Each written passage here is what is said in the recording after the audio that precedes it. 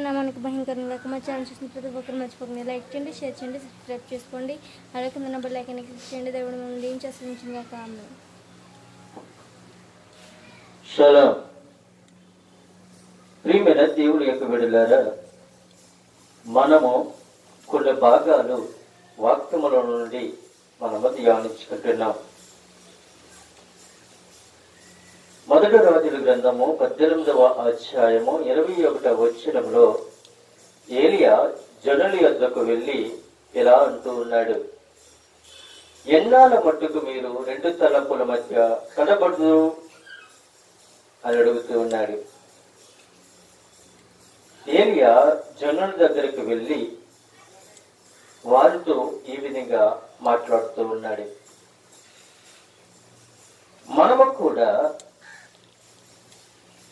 మనము కూడా సమాజంలోనికి వెళ్ళి గాని సంఘములోనికి వెళ్ళి గాని మీరెందుకని ఈ విధంగా మాట్లాడుతూ ఉన్నారు, ఎందుకని మీరు ఈ విధంగా ఆలోచిస్తూ ఉన్నారు, మీరెందుకని ఇటు విధంగా సతమతమవుతూ ఉన్నారు, ఎందుకని ఈ విధంగా మీరు బాధపడుతూ ఉన్నారు అని అడిగితే వాళ్ళు అంటారు, మా బాధ మీకు ఏం తెలుసండి, మా బాధ మీకు ఏం తెలుసు, మా దుఃఖం మీకు ఏం తెలుసు, మా జీవితాల కోసం మీకేం తెలుసు, మేము ఎంత కష్టపడుతున్నామో, ఎంత శోధింపబడుతున్నామో, ఎంత హింసింపబడుతున్నామో, ఎంత రోధింపబడుతున్నామో మా బాధ మీకు ఏం తెలుసండి. దేవుని యొక్క దైవజనుడు ఈ విధంగా అడిగితే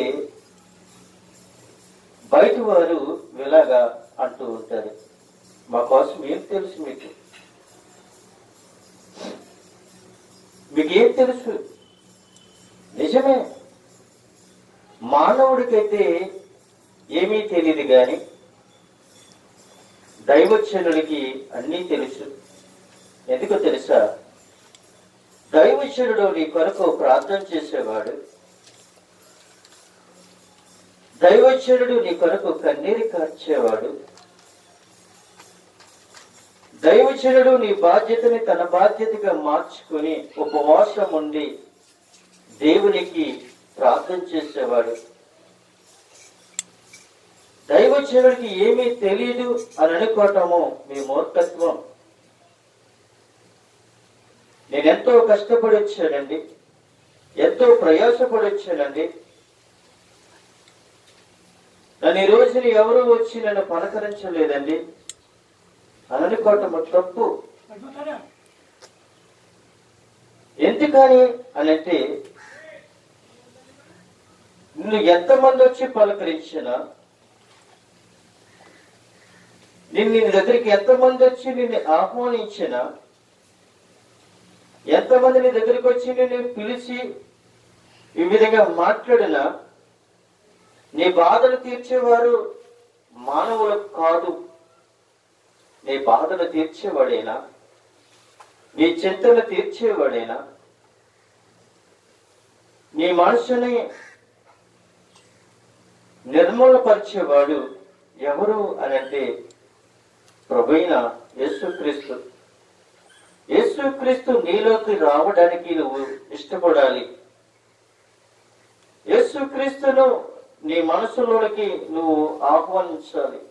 అప్పుడు దేవుడు నువ్వు ఏదైతే కోరుకున్నావో అవన్నీ కూడా సఫలపరుస్తాడు. అంతేగాని నా కోసం మీకు ఏం తెలుసండి, నేను ఎంత బాధపడుతున్నానో, ఎంత కన్నీరు కారుస్తున్నానో, ఎంత ఇబ్బందులు పడుతున్నానో నాకేం తెలుసు, మీకేం తెలుసండి అని అడుగుతున్నావేమి ఈ రోజుని. ఏలియా ఆ ఇశ్రాయేలు ప్రజల దగ్గరికి వెళ్ళి అంటున్నాడు, జనులందరి దగ్గరికి వెళ్ళి అంటున్నాడు, ఎన్నాళ్ళ మట్టుకు మీరు రెండు తలంపుల మధ్య తడబడుతురు, ఎన్నాళ్ళు ప్రభుని యేసుక్రీస్తు అంటున్నాడు, ఎన్నాళ్ళు మిమ్మల్ని సహించగలను, ఎన్నాళ్ళు మీరు ఈ విధంగా రెండు పడవల మీద కాలేస్తూ ఉన్నారు? ఏదో ఒక తలపైన కలిగి ఉండాలి, ఏదో ఒక ఆలోచన కలిగి ఉండాలి, లేదంటే ఏదో ఒక పడవైన నువ్వు ఎక్కాలి. రెండు పడవల మీద నువ్వు కాలేస్తే నువ్వు గమ్యానికి చేరలేవు.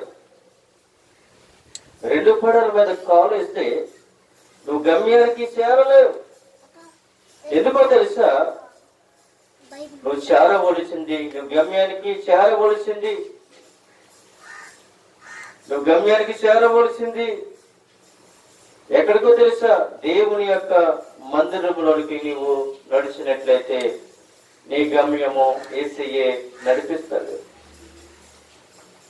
అయ్యో 10 సంవత్సరాలు బట్టించి, 20 సంవత్సరాలు బట్టి, 30 సంవత్సరాలు బట్టి, 40 సంవత్సరాలు బట్టించి నా బ్రతుకుకి సుఖము లేదు, సంతోషము లేదు, ఆనందము లేదు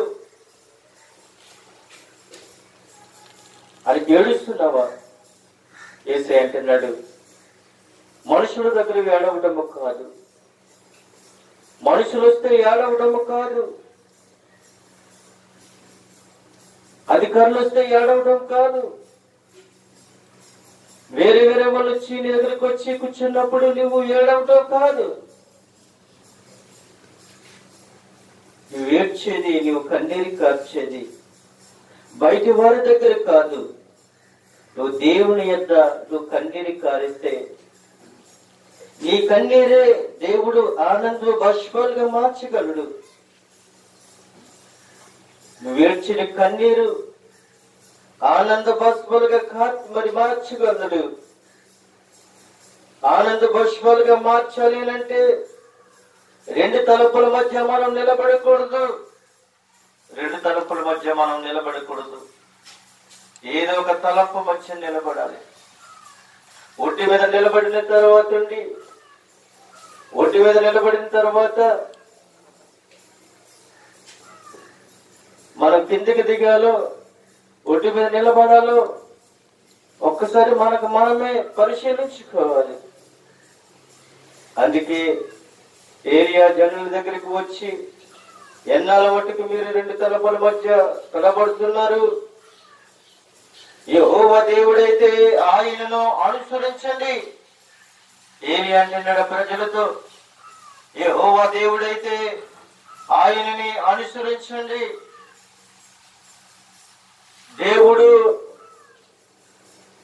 దేవుడు నిన్ను రక్షిస్తాడని నువ్వు నమ్మినట్లయితే, దేవుడు నిన్ను ప్రేమిస్తాడని నువ్వు నమ్మినట్లయితే, దేవుడు నిన్ను ఆదరిస్తాడని నువ్వు నమ్మినట్లయితే, దేవుడు నిన్ను స్వస్థపరుస్తాడని నువ్వు నమ్మినట్లయితే ఆయన మీరు అనుసరించండి. ఆయన మీరు అనుసరించండి. అంతేగాని దేవుడి పేరు చెప్పుకొని దేవుడు తలపులు కలిగి ఉండి మనం ఎక్కడికి వెళ్ళకూడదో తెలుసా? బయటికి మనం వెళ్ళకూడదు. ఏరి అంటున్నాడు, యెహోవా దేవుడు ఆయన అనుసరించండి. యెహోవా దేవుడైతే ఆయన మీరు అనుసరించండి. బయలుదేవుడైతే వాణ్ణి అనుసరించండి అని అంటున్నాడు. ఏరి ఏమన్నాడు? యెహోవా దేవుడైతే ఆయనను అనుసరించండి అని చెప్పాడు. ఆయనను అనుసరించండి. ఆయన అంటే దేవుడు, ఆయన అంటే రక్షకుడు, ఆయన అంటే విమోచకుడు, ఆయన అంటే క్రీస్తు, ఆయన అంటే మన ప్రభువైన దేవాది దేవుడు, జీవము కలిగిన దేవుడు. ఆయన ఎంత చక్కని బిరుదు! ఆయన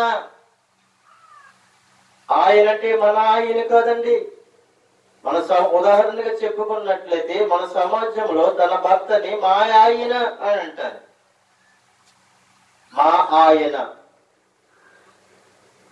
మా అతను, మా సహోదరుడు, మా స్నేహితుడు, ఇలాగా మనం ఏం పిలుస్తామంటే తన భర్తని మా ఆయన, మా సహోదరుడు ఇలా పిలుచుకుంటూ ఉంటాం. కానీ ఏలియా దేవాది దేవుడిని ఏమి విధంగా వర్ణించాడో తెలుసా? ఆయన అని పిలిచాడు. ఆయన అని ఆయనను వర్ణించాడు. యెహోవా దేవుడైతే ఆయనను మీరు అనుసరించండి, బయలుదేవుడైతే వాణిని మీరు అనుసరించండి. అంటే దేవునికి లోకములో ఎంత గౌరవం ఉంది, సాతానుగాడికి ఎంత అపచయం ఉందో ఇక్కడ ఈ వాక్యం ద్వారాగా, ఈ రెండు విషయాల ద్వారాగా మనకి తెలియపరుస్తున్నాడు. యెహోవా దేవుడైతే ఆయనను మీరు అనుసరించండి, బయలుదేవుడైతే వాణ్ణి మీరు అనుసరించండి. ఏది కావాలో అది మీరు కోరుకోండి. లోకరక్షకుడైన యేసుక్రీస్తు కావాలా? భూ సంబంధమైన బయల ప్రవక్త నీకు కావాలా? భూమిని ఆకాశము సృజించిన యేసుక్రీస్తు నీకు కావాలా? ఈ సృష్టిలో జీవిస్తున్న నిన్ను నీ రక్తాన్ని పీల్చుకుని తినటానికి, నీకు సంతోషంగా లేకుండా చేయటానికి, నిన్ను బాధలు పెట్టడానికి, నిన్ను రోగములకి నింపివేయటానికి, అనేకమైన కక్షల ద్వారా నిన్ను నడిపించడానికి ఈ బయల ప్రవక్త యొద్దకు నువ్వు వెళుతున్నావా? ఏది కావాలో మీరు కోరుకోండి అని ఏలియా ఈ ప్రజలతో మాట్లాడుతూ ఉన్నారు. ఎప్పుడైతే ఈ మాటలు మాట్లాడుతూ ఉన్నారో జనులు అతనికి ఒక్క మాట అయినను పలకలేకపోతున్నారంట. ఎప్పుడైతే ఏలియా ఈ మాట మాట్లాడుతూ ఉన్నాడు, యెహోవా దేవుడైతే ఆయనను అనుసరించండి, బయలుదేవుడైతే వాణిని మీరు అనుసరించండి అని చెప్పినప్పుడు, గర్జిస్తున్నప్పుడు అక్కడ ఉన్న ప్రజలు ఏలియాకు ఒక్క మాట అయినా కూడా సమాధానము పరచట్లేదు. మనము రెండు తలంపుల మధ్య ఉండేవారు కాదు,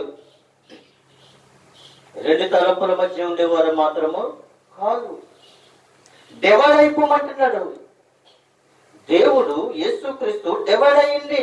నేను దేవుడైతే నా యొద్దకు రండి, బయటి వాళ్ళైతే బయటి వాళ్ళ యొద్దకు వెళ్ళిపోయింది. నేను దేవుడునని మీకు గ్రహిస్తే నా యొద్దకు మీరు రండి, నేను రక్షిస్తానని మీకు తెలిస్తే నా యొద్దకు రండి, నేను స్వస్థపరుస్తానని మీకు తెలిస్తే నా యొద్దకు రండి.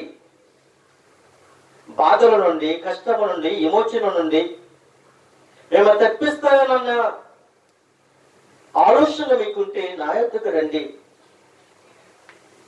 ఇటు ఉంటూ అటు ఉంటూ నన్ను అవమానం పరచకండి. బైబిల్ పట్టుకుని వెళుతున్నామే గాని మనం ఎక్కడికి పరిగెడుతున్నామో తెలుసా? సమాజంలో బయల ప్రవక్తల యొద్దకు మనం వెళ్తూ ఉన్నాం. అక్కడికి వెళ్ళి మన సోదరు చెప్పించుకుంటున్నాం, అక్కడికి వెళ్ళి మనం మోకాలు పెట్టించుకుంటున్నాం, వాడి దగ్గరికి వెళ్ళి వాడి కాళ్ళు పట్టుకుంటున్నాం, వాడికి దండాలు పెడుతున్నాం, వాడికి సాగలు పెడుతున్నాం, వాడు పెట్టిన దానికి మనం అంగీకరిస్తున్నాం. సృష్టించిన సృష్టికర్తకి మనం సాగలపడలేకపోతున్నాం. సృష్టిలో వేలాడుతున్న దుష్టుడికి మనము సాగలపడుతున్నామే.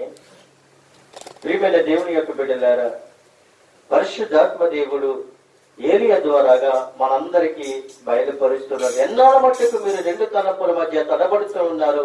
యెహోవా దేవుడైతే ఆయనను మీరు అనుసరించండి, బయలుదేవుడైతే వాణిని మీరు అనుసరించండి అని చెప్తూ ఉన్నప్పుడు అక్కడ ప్రజలందరూ కూడా ఒక్క మాట అయినా కూడా పలకకుండా వారు మాట్లాడకుండా ఉన్నట్లుగా మనం అక్కడ చూస్తూ ఉన్నాం. ప్రియమైన దేవునికి బిడ్డలారా, ఇక్కడ ఇంకొక విషయం మనం చూసినట్లయితే 2వ రాజుల గ్రంథంలో మనం వెళ్ళినట్లయితే అక్కడ మరి ఒక మాట మనకు కనబడుతుంది. దుర్బోధులు ప్రకటిస్తూ ఉన్నారంట. దుర్బోధులు ప్రకటిస్తున్నారు. రెండో రాజుల గ్రంథము 17వ అధ్యాయము 9వ వచనంలో మనం చదువుకున్నట్లయితే అక్కడ దేవుడు మనతో ఖచ్చితంగా క్లియర్ గా మనతో మాట్లాడుతూ ఉన్నాడు. మరియు ఇశ్రాయేలు వారు తమ దేవుడైన యెహోవా విషయంలో కపటము కలిగి దుర్బోధను బోధించుచు అడవి గుడిసెల నివాసులను ప్రకారము గల పట్టణ నివాసులను తమ స్థలములన్నిటిలోనూ బలిపీఠమును కట్టుకొని ఎత్తైన కొండల మీదనేమి సకలమైన పచ్చని వృక్షముల క్రిందనేమి అంతటను విగ్రహములను నిలబెట్టుకుని దేవస్తంభములను నిలిపి తమ ఎదుట నిలవకుండగా యెహోవాను వెళ్ళగొట్టిన జనుల వాడక చెప్పున ఉన్న స్థలములలో దోపము వేసు చెడుతనము జరిగించు యెహోవాకు కోపము పుట్టించని దుర్బోధలు. ఈ రోజుని చాలా మంది కూడా దుర్బోధలకి చెవి ఎక్కుతున్నారు. అమ్మా మా చర్చికి రండి, మా చర్చికి రండి. అక్కడ దేవుడు లేడు, ఇక్కడ దేవుడు ఉన్నాడు. ఆ మందిరంలో లేదు, మా మందిరంలో ఉన్నాడు. ఆ సమాజంలో లేదు, మా సమాజంలో ఉన్నాడు. ఆ సంఘంలో దేవుడు లేడు, మా సంఘంలో దేవుడు ఉన్నాడని సత్యమైన వాక్యములకు విధేయత ఒక దుర్బోధన బోధించుతూ ఉన్నారు. ఈ రోజుని సత్యమైన వాక్యాన్ని అనుసరిస్తున్న ప్రజలను వారు ఏం చేస్తున్నారో తెలుసా? దుర్బోధన బోధిస్తూ వాళ్ళకి అనేకమైన పనికిరాని విషయాలు చెప్పి సత్యమైన బోధను, సత్యమైన వాక్యమును అనుసరించిన బిడ్డల్ని తప్పుడు మార్గంలోకి నడిపిస్తున్న తప్పుడు యొక్క దుర్బోధనను సమాజంలో అనేక మంది ప్రజలను పాడు చేస్తూ ఉన్నారు ఈ రోజుల్ని. ఎందుకని తెలుసా? ఎక్కడి నుంచో వచ్చిన పురుషులని, స్త్రీలని మీకేం తెలిసింది? మీకేం తెలిసి ఈ వాక్యంలో ఎలా ఉంది? మీరు ఎక్కడికి వెళ్ళినా పర్లేదు, ఏ విధంగా ఉన్నా పర్లేదు, మీరు ఎలాగానో ఉన్నా పర్లేదు, ఎన్ని అబద్ధాలు ఆడినా పర్లేదు, ఎన్ని దుర్భాషలు మాట్లాడినా పర్లేదు, ఎన్ని పరుపులు పోగేసినా పర్వాలేదు, మీరు మా సన్నిధికి రండి, అంతే చాలు.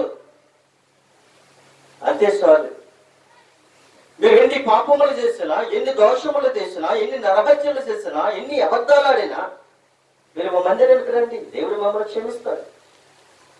దేవుడు ఏంటంటే ఎన్నాళ్ళ మటుకు మిమ్మల్ని సహించగలుగుతాను. ఎన్నిసార్లు మీరు అబద్ధాలు ఆడతారు, ఎన్నిసార్లు దుర్భాషలు మాట్లాడతారు, ఎన్నిసార్లు మీరు మనుషుల్ని అబద్ధాలు వేస్తూ ఉంటారు.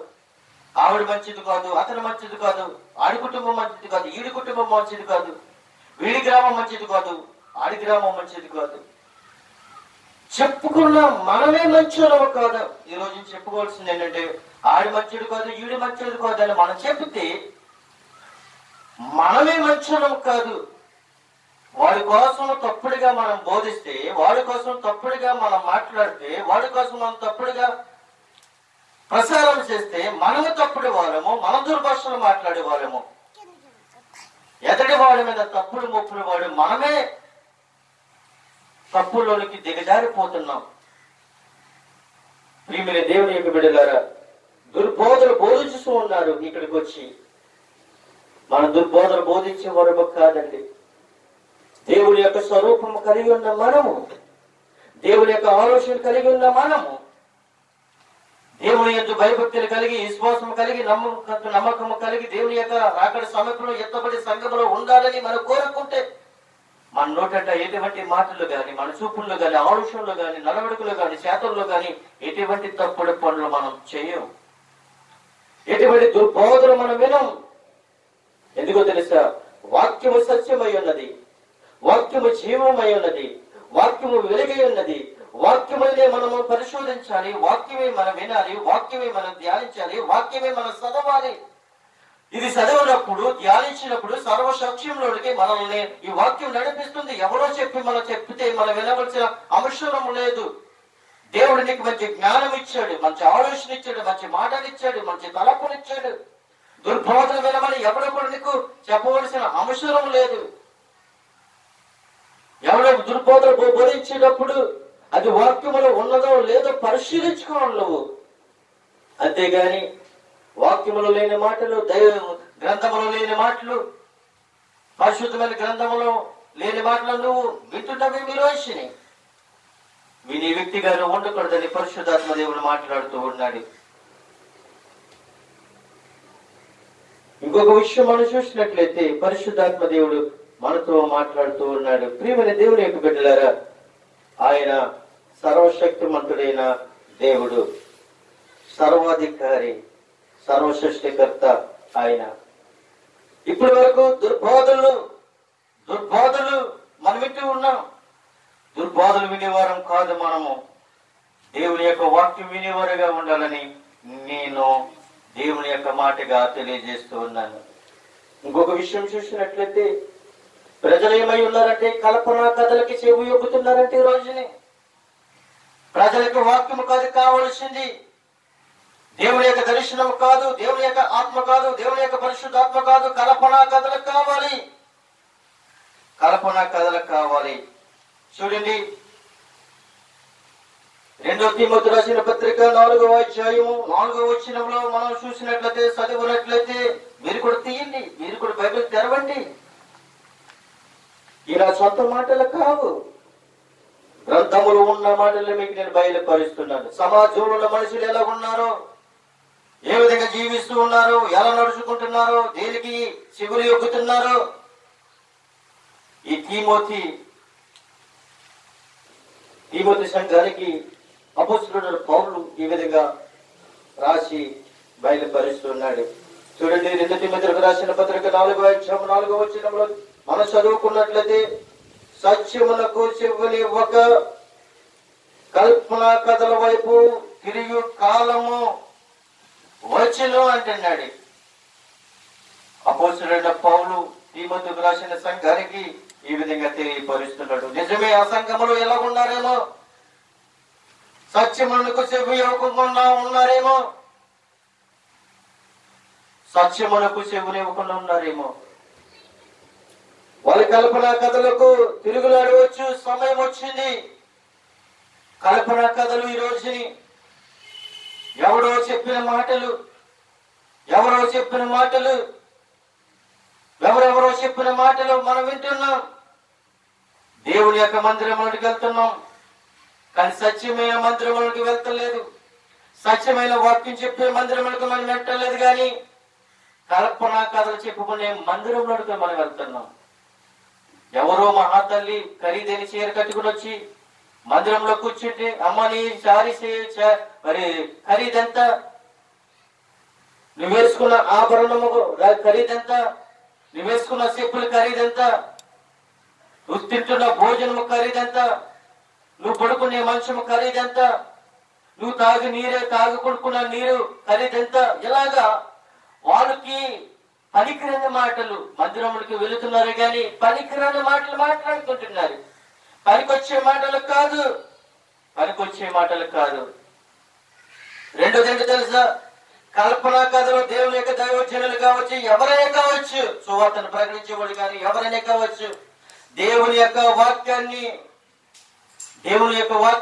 దేవుణ్ణి అనుసరిస్తే, దేవుని యందు భయభక్తులు కలిగి దేవుని కొరకు ప్రాణం పెట్టేవాడు దైవజనుడైతే కల్పన కథలు చెప్పేవాడు. కల్పన కథలు చెప్పే దైవజనులు ఈ రోజుల్లో లేరు. సత్యముగా మాట్లాడేవాడు, సత్యముతో మాట్లాడినవాడు, 100కి 100 ఎవడు మన ప్రపంచంలో గాని మన దేశంలో గాని 100కి 99% వాక్యముతో మాట్లాడిన దైవజనులుంటే, కల్పన కథలు చెప్పి మనుషులను ట్రాప్ చేసి వాళ్ళ వైపుకి నడిపించుకుని కల్పన కథలు చెప్పి అనేకమైన దుర్బోధలు చెప్పేవారు మన మధ్యకి వచ్చేస్తారు. ఈ రోజుని మన కుటుంబాలను పాడు చేస్తున్నారు, మన సంఘాలను పాడు చేస్తున్నారు, మన హృదయాలను పాడు చేస్తున్నారు, మన ఆలోచనలు పాడు చేస్తున్నారు. సాతానుగాడు ఎక్కడో తిరగట్లేదండి, సాతానుగాడు ఎక్కడో తిరగట్లేదు, మన సంఘంలోనే తిరుగుతున్నాడు, మనలోనే తిరుగుతున్నాడు, మన గృహాల్లోనే తిరుగుతున్నాడు. మనకి మాట కలవకుండా ఆ సాతానుగాడు చేస్తూ ఉన్నాడు. కానీ వాక్యము అనుసరించినట్లయితే అక్కడ వాక్యము అనుసరించినట్లయితే వాక్యముతో నువ్వు భయపడినట్లయితే ఆయన అంటున్నాడు ఏమంటుండే తెలుసా? 2వ వచనంలో మనం చూసినట్లయితే వాక్యము ప్రకటించుము, సమయమందును అసమయమందును ప్రయాసపడము, సంపూర్ణమైన దీర్ఘశాంతముతో ఉపదేశించుచు ఖండించుచు గద్దించుచు బుద్ధి చెప్పుము.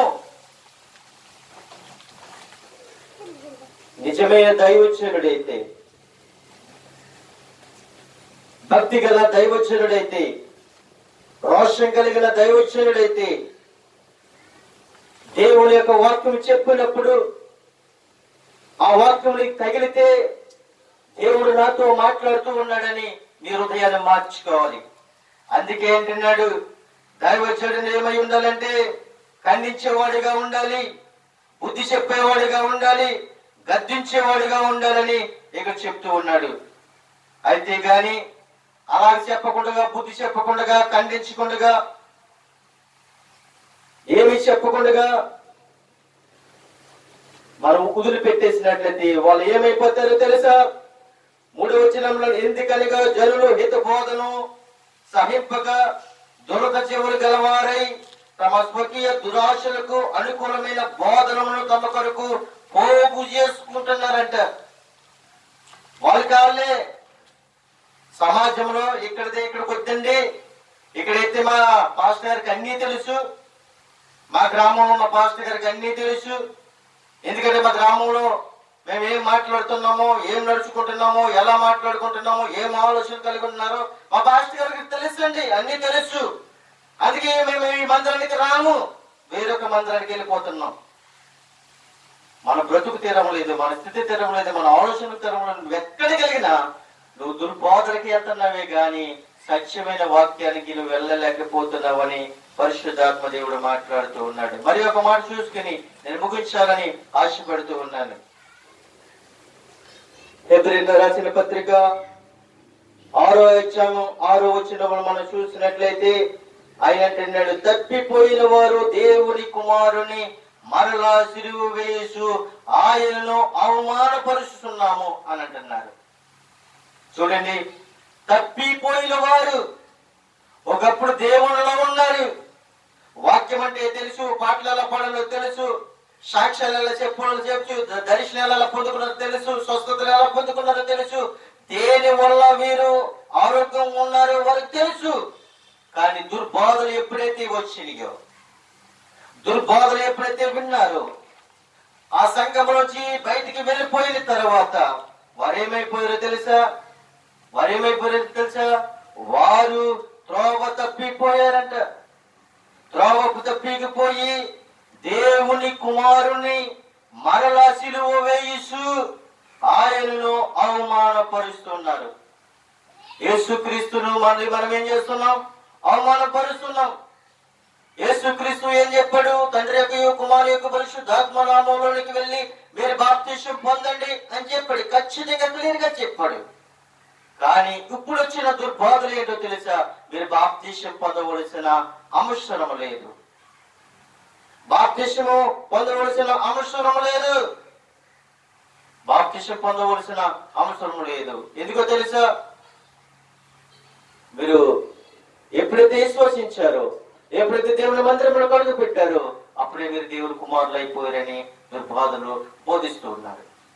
మరి ఒకరు అంటున్నారు, బాప్తిసం తీసుకొచ్చండి, నీటిలో మునకూడదు, చిలకడప బాప్తిసం తీసుకోవాలి. ఒక ఇసుక చల్లుతాడు, ఒక నీళ్లు చల్లిస్తాడు.